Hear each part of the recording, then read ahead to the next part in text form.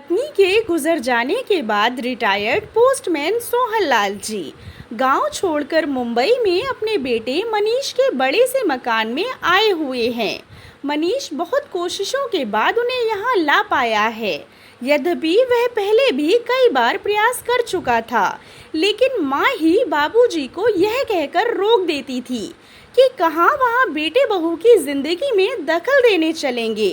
यही ठीक है, सारी जिंदगी यही गुजरी है और जो थोड़ी सी बची है उसे भी यहीं रहकर काट लेंगे, ठीक है ना। बस फिर बाबूजी की इच्छा मर जाती, पर इस बार कोई रोकने वाला नहीं था और पत्नी की यादों में बेटे के स्नेह से अधिक ताकत नहीं थी। इसीलिए सोहन लाल जी मुंबई आ गए।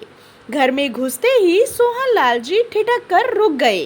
गुदगुदी मैट पर पैर रखे ही नहीं जा रहे थे उनके।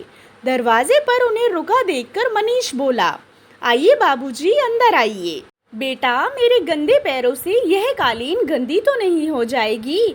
बाबूजी, आप उसकी चिंता ना करें। आइए, यहाँ सोफे पर बैठ जाइए। सहमे हुए कदमों से चलते हुए सोहन लाल जी जैसे ही सोफे पर बैठे तो उनकी चीख निकल गई। अरे, ये क्या हो गया? उनके बैठते ही नरम और गुदगुदे सोफे की गद्दी अंदर तक धंस गई थी। इससे सोहन लाल जी चीख पड़े थे। चाय पीने के बाद मनीष ने सोहन लाल जी से कहा, बाबूजी आइए, आपको घर दिखा दूं अपना। ज़रूर बेटा, चलो। बाबूजी, यह है लॉबी जहां हम लोग चाय पी रहे थे। यहाँ पर कोई भी अतिथि आता है तो चाय नाश्ता और गपशप होती है। यह डाइनिंग हॉल है, यहाँ पर हम लोग खाना खाते हैं। बाबूजी, यह रसोई है और इसी से जुड़ा हुआ यह भंडार घर है। यहाँ रसोई से संबंधित सामग्री रखी जाती है और यह बच्चों का कमरा है। तो बच्चे क्या अपने माता पिता के साथ नहीं रहते? बाबूजी ने हैरानी से पूछा। बाबूजी, यह शहर है और शहरों में मुंबई है। यहाँ बच्चे को जन्म से ही अकेले सोने की आदत डालनी पड़ती है। माँ तो बस समय समय पर उसे दूध पिला देती है और उसके बाकी काम आया कर जाती है। थोड़ा ठहर कर मनीष ने आगे कहा, बाबूजी, यह आपकी बहू और मेरे सोने का कमरा है और इस कोने में यह गेस्ट रूम है। कोई अतिथि आ जाए तो यही ठहरता है और यह छोटा सा कमरा पेट्स के लिए है। कभी कोई कुत्ता आदि पाला गया तो उसके लिए व्यवस्था कर रखी है। सीढ़ियाँ चढ़कर ऊपर पहुँचे। मनीष ने लंबी चौड़ी छत के एक कोने में बने एक टीन की छत वाले कमरे को खोलकर दिखाते हुए कहा, बाबूजी, यह है घर का कबाड़ खाना। घर की सब टूटी फूटी और बेकार वस्तुएं यहीं पर एकत्र कर दी जाती हैं और दिवाली होली पर इसकी सफाई कर दी जाती है।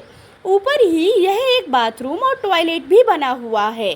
सोहन लाल जी ने देखा कि इसी कबाड़ खाने के अंदर एक फोल्डिंग चारपाई पर बिस्तर लगा हुआ है और उसी पर उनका थैला रखा हुआ है। सोहन लाल जी ने पलटकर मनीष की तरफ देखा, लेकिन तब तक वह नीचे जा चुका था। सोहन लाल जी चारपाई पर बैठकर सोचने लगे कि कैसा यह मकान है जहां भविष्य में पाले जाने वाले जानवर के रहने के लिए कमरे की व्यवस्था कर ली जाती है, लेकिन बूढ़े माता पिता के लिए नहीं। माता पिता के लिए तो कबाड़ का कमरा ही उचित आवास मान लिया गया है। अरे नहीं, अभी मैं कबाड़ नहीं हुआ हूँ। मनीष की माँ की सोच बिल्कुल सही थी। मुझे यहाँ नहीं आना चाहिए था। अगली सुबह जब मनीष सोहन लाल जी के लिए चाय लेकर ऊपर गया तो कमरे को खाली पाया। बाबूजी का थैला भी नहीं था वहाँ। उसने टॉयलेट व बाथरूम भी देख लिए, किंतु बाबूजी वहाँ भी नहीं थे। वह झट से उतरकर नीचे आया तो देखा कि मेन गेट खुला हुआ है। उधर सोहन लाल जी टिकट लेकर गांव वापसी के लिए सुबह वाली गाड़ी में बैठ चुके थे। उन्होंने कुर्ते की जेब में हाथ डालकर देखा कि उनके अपने घर की चाबी मौजूद थी। उन्होंने उसे कसकर मुट्ठी में पकड़ लिया।